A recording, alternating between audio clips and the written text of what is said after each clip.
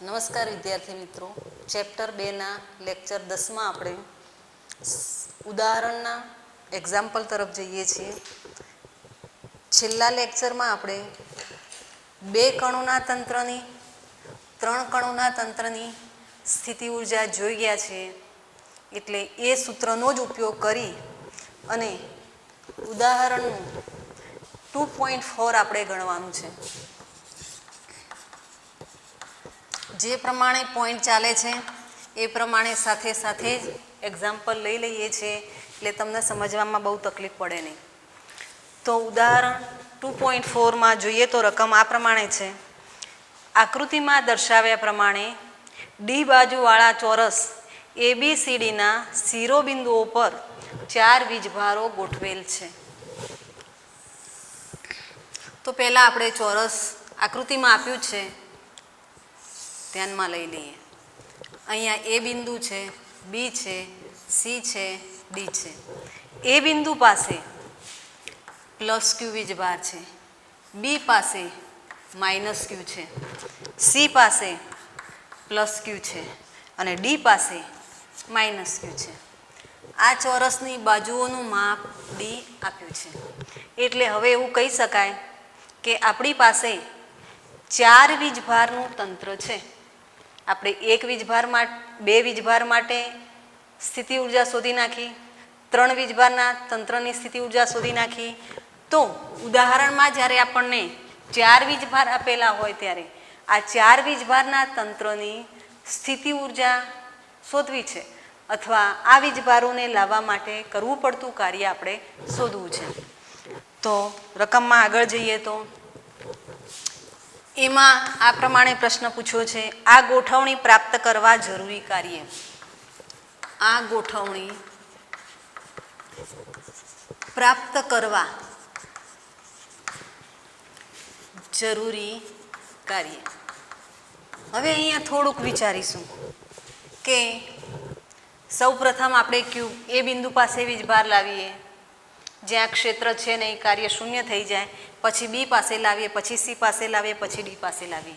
તો આ રીતે અલગ અલગ કાર્ય પણ આપણે શોધી શકીએ. પણ થિયરી ભણી ગયા છીએ એટલે સીધું સૂત્ર આપણે ધ્યાનમાં લઈશું તો પણ ચાલશે. તો અહીંયા જ્યારે હું આ એક્ઝામ્પલ ગણું છું ત્યારે થિયરી પ્રમાણે લાસ્ટ જે સૂત્ર મેળવ્યું છે એ સૂત્રનો ઉપયોગ કરીએ છીએ. તો એમાં જરૂરી કાર્ય શોધવું છે. તો એ જે કાર્ય છે એ કાર્યને આપણે સ્થિતિ ઉર્જા સ્વરૂપે સ્વીકારીએ છીએ. એટલે અહીંયા 4 વીજભારોના તંત્રની કુલ સ્થિતિ ઉર્જા જેને આપણે યુ કહી દઈએ. અહીંયા ખૂબ ધ્યાન રાખવું પડશે, એવું ન બને કે વીજભારની કોઈ જોડ રહી જાય. તો પહેલાં આપણે એ અને બીને પસંદ કરીએ. એ અને બી વીજભારની એક જોડ ધ્યાન આપીએ. એ અને બીની એક જોડ એક બને, એ અને સીની બીજી, એ અને ડીની ત્રીજી. તો એનો બી, સી અને ડી બિંદુ પર મૂકેલા વીજભાર સાથેનો સંબંધ પૂરો થઈ ગયો. હવે એને છોડી દઈએ. 3 જોડ છે, ખાસ યાદ રાખીશું. બી, તો બી અને સી. હવે અહીંયા એવું નહીં વિચારીએ કે બીની એ સાથે સ્થિતિ ઉર્જા એ અદિશ છે એટલે ફરી પાછું એને રિપીટ કરવાનું નહીં.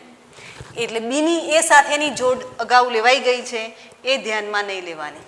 તો બીની સી સાથેની, બીની ડી સાથેની. હવે બીને છોડી દઈએ. સીની ડી સાથેની. ડીની પાછળ તો એ છે જે અગાઉ જોડ લઈ લીધી છે. તો આ પ્રમાણે આપણે જોડ પસંદ કરી આ 4 વીજભારોના તંત્રની કુલ સ્થિતિ ઉર્જા શોધીશું. તો અહીંયા લઈ લઈએ કે કેટલી જોડ થાય છે. એ અને બી બિંદુ વચ્ચેની જોડને ધ્યાનમાં લેતા સ્થિતિ ઉર્જા યુ એ બી બનશે. એ અને સી વચ્ચેની યુ એ સી, એ અને ડી વચ્ચેની યુ એ ડી. આપણને ખબર છે કે જે બિંદુ પસંદ કરીએ છીએ એ બિંદુ પરનો વીજભાર અને આગળના વીજભાર વચ્ચેનું અંતર આપણે જાણતા હોવા જોઈએ. એટલે અહીંયા યુએસી અને યુડીબી શોધવા માટે આ બે બિંદુ વચ્ચેનું અંતર જોઈશે. તો આપણને ચોરસની બાજુનું માપ ડી ડી ડી સમાન થશે, આપી દીધું છે. તો પ્રથમ આપણે આ વિકર્ણ કેટલો બનશે? તો પાયથાગોરસનું પ્રમેય એપ્લાઇડ કરીએ તો આ જો ડી હોય, આ પણ ડી હોય, તો આ માપ કેટલું થશે? √2d. એ જ રીતે બીડી પણ કેટલું થશે? તો √2d. ચાલો, યુએબી, યુએસી, યુએડી બી માટે લઈએ. યુબીસી, યુબીડી. સી માટે લઈએ તો યુસીડી. ક્યાંય સીડી આવ્યા પછી ડીસી રિપીટ થવું જોઈએ નહીં, આ ખાસ ધ્યાન રાખીશું. તો 4 વીજભાર છે તો આપણને કેટલી જોડ મળી? 6 જોડ મળે છે. આનું જનરલ સૂત્ર શું છે એ પણ હું તમને લાસ્ટમાં આપી દઈશ, એટલે ક્યાંય જોડ રહી ન જાય. એ સૂત્રને ધ્યાનમાં લઈએ તો તરત જ ખ્યાલ આવી જશે કે સૂત્ર પ્રમાણે જે જોડ બને છે એ અહીંયા મળી ગઈ છે. તો આ પ્રમાણે હવે સૂત્ર બનાવ્યા પછી એ અને બી બિંદુ પર રહેલા વીજભારોને કારણે બંનેની સ્થિતિ ઉર્જા, તો કે લઈશું. અહીંયા વીજભાર છે પ્લસ, અહીંયા છે માઇનસ, એટલે એક પ્લસ અને એક માઇનસ હોય તો સ્થિતિ ઉર્જા શું બનશે? ઋણ માઇનસ કે ક્યુ સ્ક્વેર. બંને વચ્ચેનું અંતર છે ડી, પ્લસ યુએસી, તો એ ઉપર પ્લસ ક્યુ વીજભાર, સી ઉપર પ્લસ ક્યુ વીજભાર, અંતર છે √2d કે ક્યુ સ્ક્વેર √2d પ્લસ એ અને ડી, તો એક પ્લસ છે બીજો માઇનસ છે એટલે અહીંયા માઇનસ મૂકવું પડશે. માઇનસ કે ક્યુ સ્ક્વેર અપોન ડી. ત્યાર પછી બી અને સી માટે તો અહીંયા પણ એક વીજભાર માઇનસ છે એટલે કે ક્યુ સ્ક્વેર બાય ડી બનશે. ત્યાર પછી બી અને ડી માટે બંને માઇનસ છે એટલે બંને ધન વીજભાર હોય કાં તો બંને ઋણ વીજભાર હોય. જો Q1 અને Q2નો ગુણાકાર ગ્રેટર દેન 0 હોય તો સ્થિતિ ઉર્જા ધન બને છે, અને Q1 અને Q2નો ગુણાકાર લેસ દેન 0 હોય તો આ સ્થિતિ ઉર્જા ધન બને, અને અહીંયા સ્થિતિ ઉર્જા ઋણ બને. આ પણ આપણે યાદ રાખીશું. તો અહીંયા 3-4 જોડાઈ જાય છે. હવે યુબીડી લેવાનું છે તો અંતર કેટલું છે? √2d. બંને વીજભાર માઇનસ છે, માઇનસ માઇનસ પ્લસ થાય કે ક્યુ સ્ક્વેર અપોન √2d. છેલ્લી જોડ છે યુસીડી, એક પ્લસ બીજો માઇનસ, અંતર ડી, એટલે ફરી પાછું અહીંયા પ્લસ નહીં આવે, માઇનસ લખવું પડશે. માઇનસ કે ક્યુ સ્ક્વેર અપોન ડી. તો માઇનસવાળી 4 જોડ છે, ભેગા લઈ લઈએ તો -4k Q square upon D બનશે. આ 2 છે એટલે 2k Q square upon √2d લઈ લઈએ. કોમન નીકળશે કે Q square upon D common નીકાળીએ તો અહીંયા -4 રહે છે. અહીંયા જોઈશું 2/√2, √2 ઉડાડી દઈએ તો ઉપર રહેશે +√2. તો આ પરિસ્થિતિમાં જ્યારે વીજભાર ગોઠવેલા હોય ત્યારે એ બી સી અને ડી બિંદુ આ ચારેયના તંત્રની કુલ સ્થિતિ ઉર્જા યુ બરાબર કે ક્યુ સ્ક્વેર અપોન ડી, કાઉન્સની અંદર આવશે -4 +√2 બને છે. અહીંયા ખાસ ધ્યાન રાખવું પડશે, જો વીજભાર બદલી દેવામાં આવે, અહીંયા પ્લસ ક્યુ છે, અહીંયા પણ પ્લસ ક્યુ કરી દેવામાં આવે, અહીંયા માઇનસ ક્યુ, અહીંયા માઇનસ ક્યુ, તો તો આનો આ જવાબ રહેતો નથી. એટલે આ ઉદાહરણ છે ખાસ ગણવું પડે. વીજભારોની સ્થિતિ બદલાઈ જશે, એમના સ્થાન બદલાઈ જાય તો સ્થિતિ ઉર્જા બદલાઈ જાય છે. ત્યાર પછી આ ઉદાહરણની અંદર બીમાં આ પ્રમાણેનો પ્રશ્ન છે કે 4 વીજભારોને તે શિરોબિંદુ પર પકડી રાખીને વિદ્યુત ભાર Q0 ને ચોરસના કેન્દ્ર પર લાવવામાં આવે છે. આ ચોરસનું કેન્દ્ર છે એને આકૃતિમાં જ ઈ બિંદુ કહી દીધું છે અને ત્યાં Q0 વીજભાર લાવીએ છીએ. તો આ Q0 વીજભારને લાવવા માટે કરવું પડતું કાર્ય શોધવું છે. ધ્યાન અહીંયા આપીએ. આ ચારે ચાર જે વીજભારો છે એમને સ્થિર રાખવા છે અને ચોરસના મધ્યબિંદુ ઉપર Q0 વીજભારને લાવવા માટે થતું કાર્ય શોધવું હોય તો શું કરવું પડશે? તો અગાઉ થિયરીમાં જે સૂત્ર વાપર્યું હતું એ W = Q × V સૂત્ર વાપરવું પડે. કયો વીજભાર છે? Q0. અને ઈ બિંદુ પાસે લાવીએ છીએ તો ઈ બિંદુ પાસે અન્ય વીજભારોને કારણે વિસ્થિતિમાન શું થાય છે એ મેળવવું પડશે. એટલે પહેલા આપણે કામ કરી દઈએ. બીના જવાબમાં પ્રથમ ઈ બિંદુ પાસે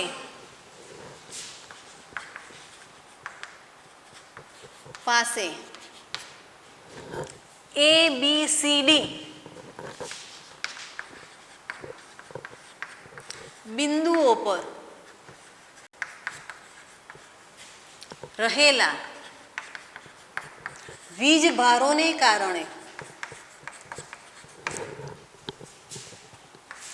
કારણે વીજ સ્થિતિમાન લઈ લઈએ, જેને V કહીએ તો V = A ના કારણે છે એને હું VA કહું, B ના કારણે છે એને VB કહું, C ના કારણે C પર જે વીજભાર છે એના કારણે મળે વિસ્થિતિમાન એને VC કહીએ અને D ઉપર જે વીજભાર છે એના કારણે જે વિસ્થિતિમાન મળે એને VD કહી દઈએ. ટૂંકમાં VA એટલે આ વીજભારને કારણે ઈ બિંદુ પાસેનું વિસ્થિતિમાન. એટલે હવે આ બંને વચ્ચેનું અંતર શોધવાનું થાય. તો તમને ખ્યાલ છે કે AC આખું અંતર √2 છે તો અડધું અંતર કેટલું થશે? તો √2/2 એટલે 1/√2 બને. તો હવે લઈ લઈએ VA વીજભાર કેટલો છે? પહેલાં Q મૂકી દઈએ. વીજભાર પ્લસ છે એટલે KQ અને અંતર કેટલું થશે? 1/√2D. બીજો વીજભાર માઇનસ છે એટલે આપણને ખ્યાલ છે કે ઋણ વીજભારનું વિસ્થિતિમાન કેવું બને? ઋણ બને. એટલે અહીંયા માઇનસ મૂકીએ કે Q અંતર ચોરસ છે એટલે દરેક અંતર સરખું થશે 1/√2D. ત્રીજો વીજભાર છે પ્લસ એટલે પ્લસ KQ 1/√2D અને ચોથો વીજભાર છે માઇનસ એટલે વિસ્થિતિમાન બનશે -KQ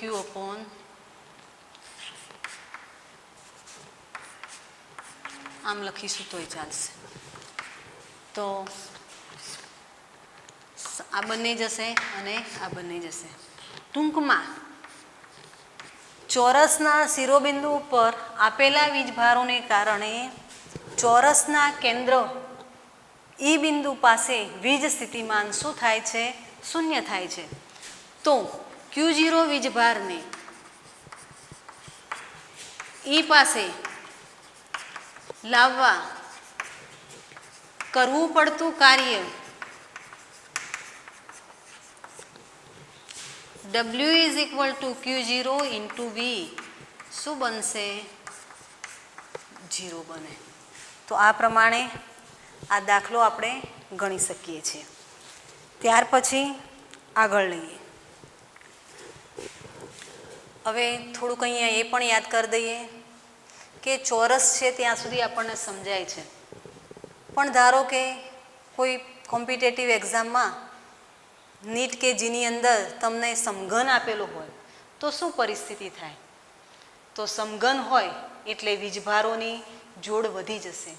અહીંયા 4 વીજભારો છે સમઘનની અંદર, એના 8 શિરોબિંદુઓ બનશે અને 8 શિરોબિંદુ પર 8 વીજભાર થાય. તો એ પરિસ્થિતિમાં તમને આ જે વીજભારોની જે જોડ બને છે એ જોડમાં ક્યાંય જોડ ચૂકી ન જઈએ એ માટે એક જનરલ સૂત્ર યાદ રાખીએ છીએ કે ધારો કે n વીજભારનું તંત્ર છે. કેટલા વીજભારનું? n વીજભારનું તંત્ર હોય તો આવી કેટલી જોડ પ્રાપ્ત થાય? તો જોડની જે સંખ્યા છે એ આ સૂત્રને અનુસરે છે, n × n-1/2. જો અહીંયા ચેક કરી દઈએ કે આપણી પાસે કેટલા વીજભાર હતા? 4, એટલે 2 રહેશે. 2 - 1 એટલે શું પરિસ્થિતિ થઈ? કેટલી જોડ બની? 4 એટલે 2 અને n-1 અહીંયા 4 એટલે 4 - 1 એટલે 2 × 3 એટલે કેટલી જોડ બને છે? 6 જોડ, જે તમે અહીંયા જોઈ શકો છો. તો જે પ્રમાણે મેં કીધું એ રીતે સમઘનને લઈ એના ઉપર એક વખત સમાન વીજભાર જ મૂકી દઈએ. સમઘન છે એટલે બાજુનું માપ સમાન થશે અને વીજભારોની જોડ બનાવી આ સૂત્ર પ્રમાણે દાખલો ગણવાનો પ્રયત્ન કરજો તમે. અને આ સૂત્ર ખાસ યાદ રાખજો એટલે કોઈ જોડ મિસ ન થાય. હવે થિયરીમાં આગળ જઈએ છીએ તો નવો પોઈન્ટ છે બાહ્ય ક્ષેત્રમાં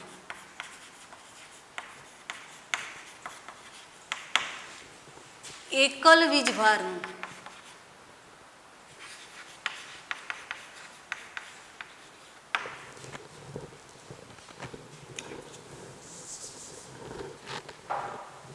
વીજભારની સ્થિતિ ઉર્જા.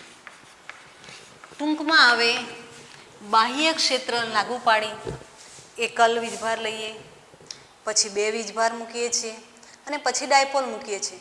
ટૂંકમાં બાહ્ય ક્ષેત્રનો આ જે પોઈન્ટ છે એ સ્થિત વિદ્યુતમાનનો છેલ્લો પોઈન્ટ છે. ત્યાર પછી આપણે કેપેસિટર ઉપર જવાનું છે અને કેપેસિટન્સની ચર્ચા કરવાની છે. એટલે પ્રથમ બાહ્ય ક્ષેત્રમાં એક જ વીજભારને ધ્યાનમાં લઈ અને આપણે સ્થિતિ ઉર્જા મેળવવાનો પ્રયત્ન કરીએ છીએ. જો અહીંયા બાહ્ય ક્ષેત્ર આપ્યું છે એટલે પહેલાં તો આપણે બાહ્ય ક્ષેત્ર મૂકી દઈએ. અહીંયા પ્રશ્ન તમને એ થશે કે આ ક્ષેત્ર આવ્યું ક્યાંથી? તો મિત્રો અહીંયા આ રીતે યાદ રાખીએ છીએ કે આ ક્ષેત્ર કોઈ વીજભારોના તંત્રનું ક્ષેત્ર છે અથવા કોઈ વીજભાર દ્વારા ઉત્પન્ન થતું ક્ષેત્ર છે. એટલે એ ક્ષેત્ર ઉત્પન્ન કરવા માટે કયો વીજભાર જવાબદાર છે એને આપણે ધ્યાનમાં લેવાનું નથી. આપણે માત્ર ને માત્ર ક્ષેત્ર છે દર્શાવી દીધું, ત્યારથી આગળ વિચાર કરવાનો છે નહીં. હવે આગળ જોઈએ તો ક્ષેત્ર બતાવી દીધું છે. હવે એકલ વીજભારની સ્થિતિ ઉર્જા શોધવી છે. એટલે જે પ્રમાણે અગાઉ પ્રોસેસ કરી એ સેમ કરવી પડશે. આપણે એકલ વીજભાર હું ક્યુ લઈ લઉં તો એ ક્યુ વીજભારને ક્યાં મૂકીએ છીએ? કારણ કે સ્થિતિ ઉર્જા શોધવા માટે આપણે વીજભારને અનંત અંતરેથી લાવવો પડે છે. એટલે એકલ વીજભાર ક્યુ છે એને r = અંતરે મૂકી દઈએ છીએ. આપણને ખ્યાલ છે કે અનંત અંતરે વીજ સ્થિતિમાન શું છે? 0 છે. હવે જોઈએ કે આ ક્યુ વીજભારને અનંત અંતરેથી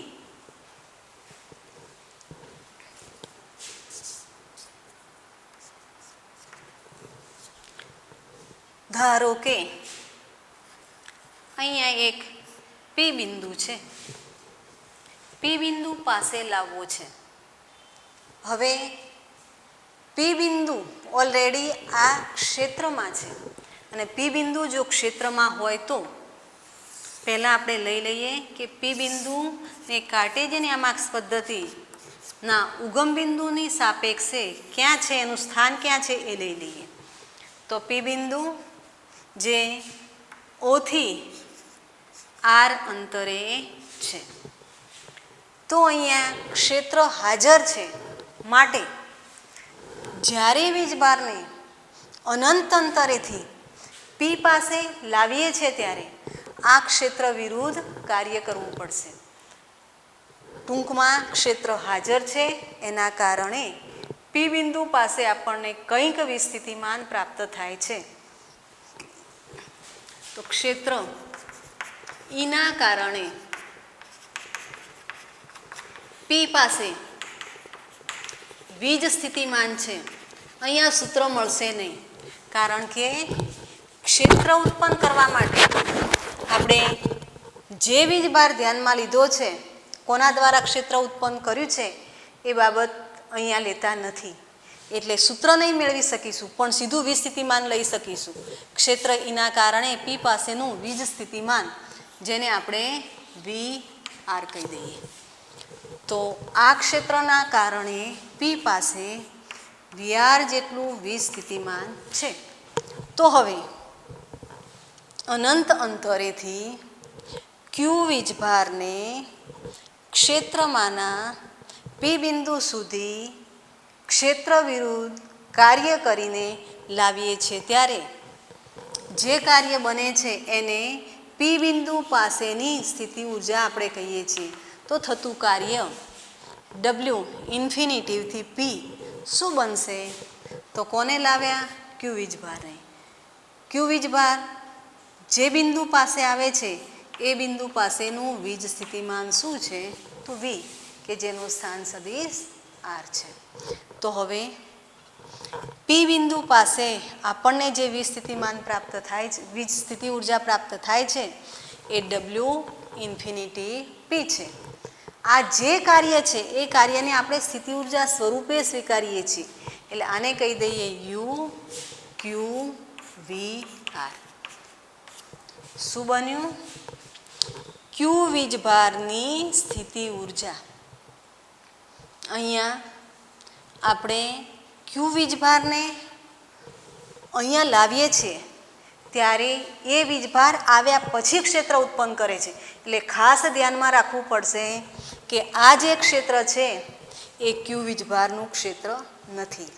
એ અન્ય સ્ત્રોત દ્વારા, અન્ય વીજભારોના તંત્ર દ્વારા ઉત્પન્ન થતું ક્ષેત્ર છે. એટલે જે સ્થિતિ ઉર્જા મેળવી એ સ્થિતિ ઉર્જા આ ક્ષેત્ર ઉત્પન્ન થતા વીજભારોના તંત્રની નથી. આ બાબત ખાસ નોટ કરીશું. એ માત્ર ને માત્ર અનંત અંતરેથી જે ક્યુ વીજભારને લાવીએ છીએ એની છે. અહીંયા જોઈશું કે આ સ્થિતિ ઉર્જા મેળવવા માટે જે બિંદુ પાસે આપણે સ્થિતિ ઉર્જા શોધીએ છીએ એ બિંદુના સ્થાનનું પણ મહત્વ છે. ધારો કે પી બિંદુ અહીંયા લઈ લઈએ તો તરત જ એનો સ્થાન સદિશ બદલાઈ જાય છે. એટલે જો પી બિંદુનું સ્થાન બદલાઈ જાય તો પણ સ્થિતિ ઉર્જા બદલાય છે. હા, એક વસ્તુ યાદ રાખીશું કે ક્યુને અહીંયા લાવવા માટે આપણે સીધો માર્ગ પસંદ કર્યો એની જગ્યાએ કોઈ આડકતરો માર્ગ પસંદ કરીશું તો સ્થિતિ ઉર્જા બદલાશે નહીં. પણ બિંદુ બદલી દઈશું તો સ્થિતિ ઉર્જા બદલાઈ જાય છે. આ વસ્તુ ખાસ ધ્યાન રાખીએ છીએ. તો બાહ્ય ક્ષેત્રમાં સિંગલ એક જ વીજભાર હોય ત્યારે સ્થિતિ ઉર્જા શું બને છે એનું સૂત્ર આપણે U બરાબર ક્યુ વી, કે જેનું સ્થાન સદિશ R છે, આ પ્રમાણે મેળવી શકીએ છીએ. તો આજે અહીંયા સુધી રાખીએ છીએ. હવે બાહ્ય ક્ષેત્રમાં બે વીજભારના તંત્રની સ્થિતિ ઉર્જા નેક્સ્ટ લેક્ચરમાં લઈશું.